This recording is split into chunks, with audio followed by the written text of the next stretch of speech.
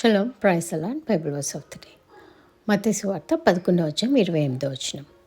ప్రయాసపడి భారము మోసుకొనుచున్న సమస్త జనులారా నా యొద్దకు రండి, నేను మీకు విశ్రాంతి కలుగజేతును. ఇప్పుడు almost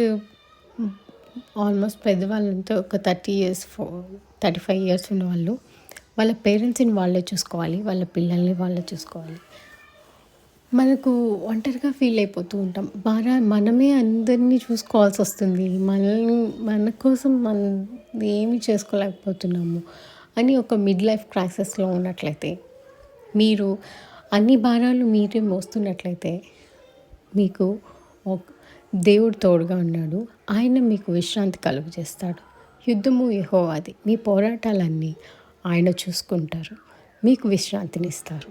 so submit your ways to God, surrender to him.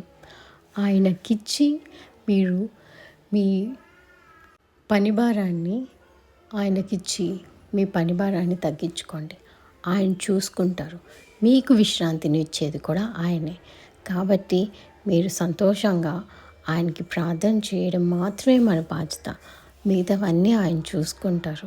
ఆకాశ పక్షులకే ఆయన భోజనం పెడితే మనం అంతటికన్నా శ్రేష్టమైన వారం కాబట్టి ఆయన మనల్ని పూర్తిగా చూసుకుంటారు.